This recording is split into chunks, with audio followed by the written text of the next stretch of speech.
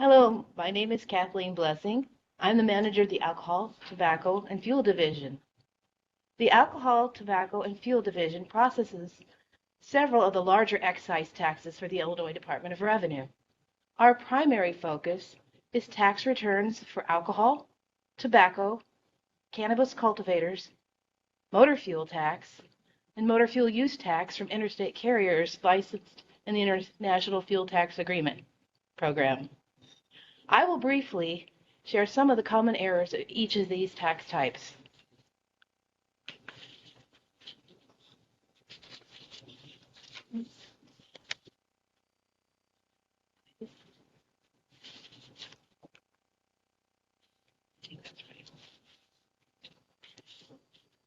The return for the wholesale distributors and manufacturers of alcohol and tobacco products have support schedules that show sales and receipts of products.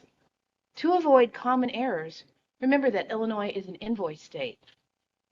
Federal ID numbers need to be correctly identified. Invoice numbers and amounts of shipments or purchases must be the exact amount of the product according to the invoice.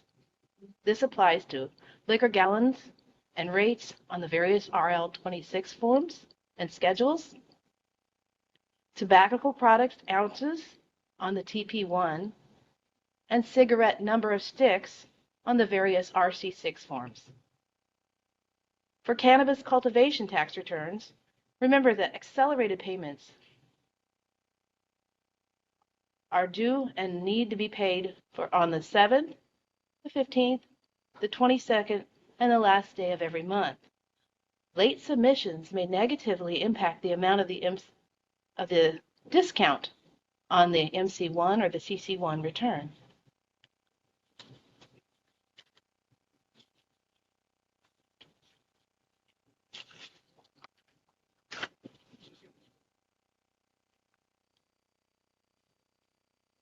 Moving on to motor fuel use tax.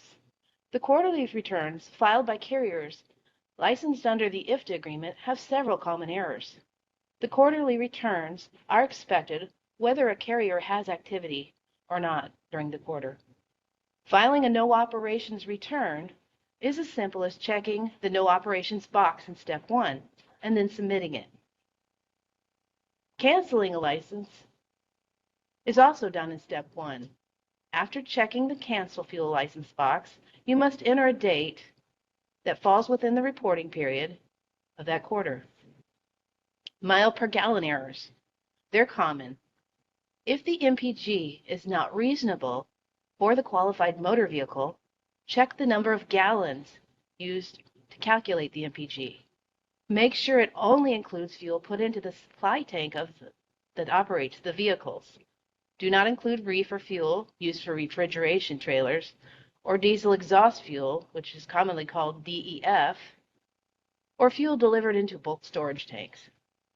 If a receipt is lost, the fuel will still need to be accounted for when calculating the MPG. It is wise to be aware of fleet trends. Mile per gallon figures fluctuate from quarter to quarter. However, larger swings between the quarters can indicate reporting issues. Estimating miles. IFTA reporting requires good record keeping and the reporting of actual amounts rounded to the nearest whole mile for distance and whole gallon for fuel. Estimates are not acceptable. Total miles and taxable miles. On the return, they're usually the same. Illinois and most jurisdictions do not exempt miles. A complete list of jurisdiction exemptions is maintained on the IFTA Clearinghouse website. That's iftach.org or ifta.ch.org. The iftach.org website is a good resource for other reporting issues and updates, like special reporting instructions for jurisdiction tax holidays. We had a lot of those last year. And finally, on this report, Illinois activity. Total fleet activity must be reported on the IFTA return. Don't forget to leave Illinois activity on that return as well. We need to know our miles.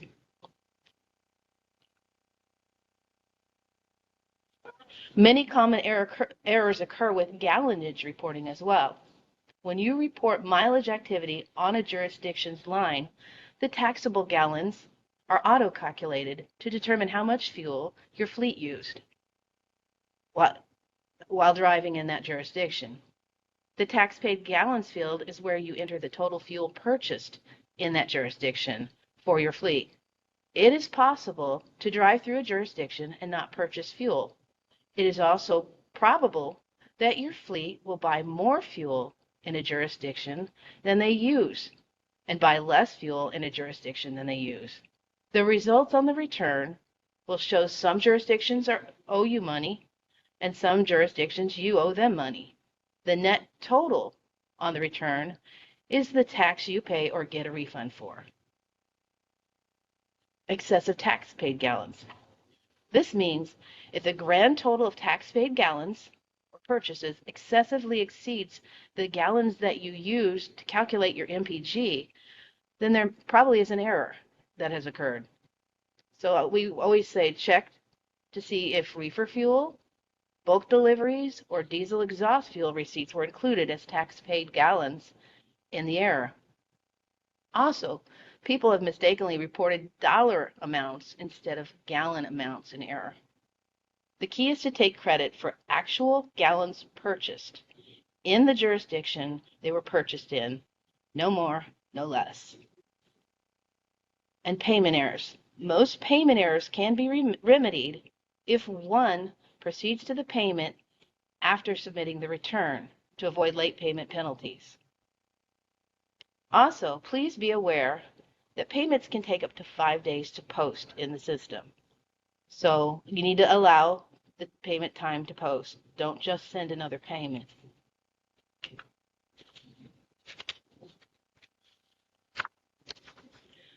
Now let's move on from interstate carriers to licensed motor fuel distributors, suppliers, and receivers who file monthly returns that are due by the 20th of each month. Some of the common errors for these companies involve inventory issues. Illinois law requires a stick or meter reading for fuel inventory. Using book inventories can lead to big problems. Also imperative is making sure ending inventory matches the beginning inventory of the following month. And the combined fuel inventories on the RMF T5 must agree with the column 1 inventory amount on the RMF T5 US receiver's return.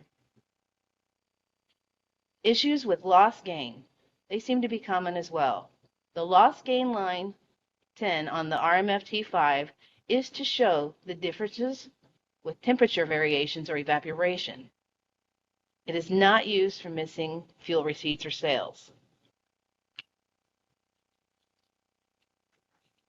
Another common error that fuel distributors and suppliers have is not reporting the fuel gallons that they used for operating their vehicles.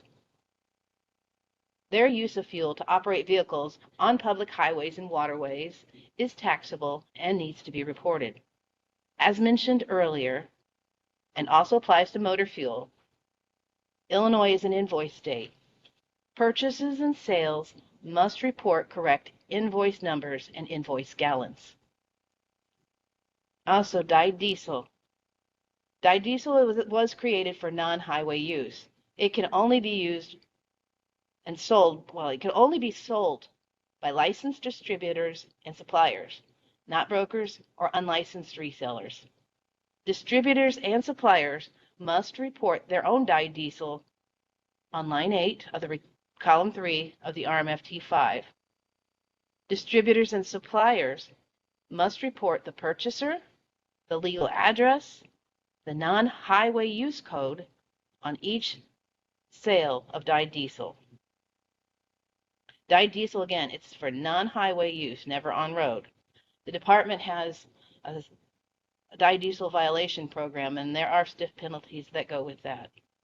But these are some of the common errors that the tax types that I deal with have. Thank you so much for joining us today, and this concludes my presentation.